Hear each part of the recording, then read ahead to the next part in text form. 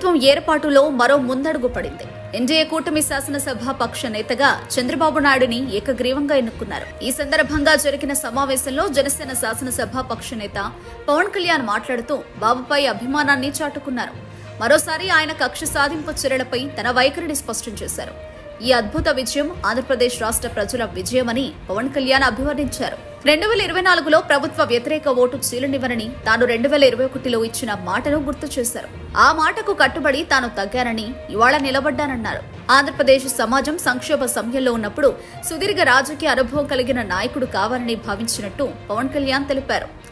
అందుకే చంద్రబాబు నాయకత్వం, అనుభవం అవసరమని నమ్మామన్నారు. ఈ కారణాలతోనే ఎన్డీఏ శాసనసభ పక్ష నేతగా చంద్రబాబు పేరు బలపరిచినట్టు పవన్ కళ్యాణ్ తెలిపారు. ఏపీలో ఎన్డీఏ అద్భుత విజయం దేశవ్యాప్తంగా అందరికీ స్ఫూర్తినిచ్చిందని ఆయన అన్నారు. ఏపీ ప్రజలు మనపై ఎన్నో ఆశలు పెట్టుకున్నారన్నారు.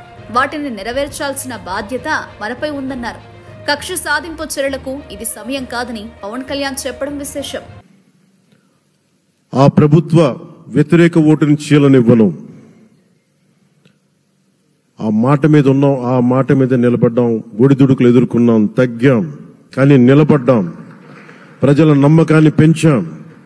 అద్భుతమైన మెజారిటీతో ఈ రోజున మనం ప్రభుత్వాన్ని స్థాపిస్తున్నాం. చాలా మాటలు ఇచ్చాం. పొద్దున కూడా జనసేన లెజిస్లేటివ్ పార్టీ మీటింగ్లో నాయకుడిగా ఎన్నుకున్న సందర్భంలో మాట్లాడుతూ మనం చాలా మాటలు ఇచ్చాం. ఇది కక్ష సాధింపులకి సమయం కాదు, ఇది వ్యక్తిగత దూషణలకి సమయం కాదు. ఇది 5 కోట్ల మంది పైగా ప్రజలు మన మీద నమ్మకాన్ని పెట్టుకున్నారు. మన మీద మనందరం ఉమ్మడిగా, మనందరం సమిష్టిగా ఆంధ్రప్రదేశ్ ప్రజలు ఏ అభివృద్ధి అయితే కోరుకుంటున్నారో మనందరం సమిష్టిగా దీన్ని ముందుకు తీసుకెళ్లాలి, అభివృద్ధి పథంలో నడిపించాలి. విద్య, వైద్యం, ఉపాధి, సాగునీరు, తాగునీరు, లా అండ్ ఆర్డర్ ఇవన్నీ చెప్పొచ్చాం. మనం బలంగా నిలబడతామని. అలాగే మేనిఫెస్టోలో, ఉమ్మడి మేనిఫెస్టోలో చాలా మాటలు ఇచ్చాం. వాటన్నిటినీ బాధ్యతగా ముందుకు తీసుకెళ్లాల్సిన అవసరం ఉంది. ఇలాంటి ఛాలెంజింగ్ టైమ్స్లో ఒక సుదీర్ఘమైన అనుభవం ఉన్న నాయకులు కావాలి. 4 దశాబ్దాల అనుభవం, అభివృద్ధి మీద అపారమైన అవగాహన, పెట్టుబడులు తెచ్చే సమర్థత, ప్రతిభ.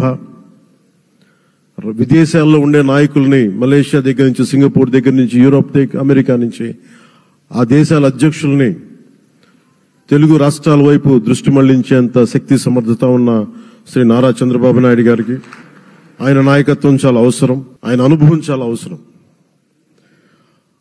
అలాంటి అపారమైన అనుభవం ఉన్న వ్యక్తిని, అనుభవం ఒకటే కాదు, ధైర్యశాలి. ఈ రోజుకి నాకు ఒకటే గుర్తుంటుంది. మన తాడేపల్లిగూడెం సభలో చెప్పాను, చాలా క్లేమోర్ మైన్స్ పేలిపోతే, జీప్ ఎగిరిపోయి కింద పడితే చొక్కా దులుపుకొని ఆయన మళ్లీ వచ్చి రాజకీయం చేసిన వ్యక్తి. ఈ రోజున సైబరాబాద్ ఉంది అంటే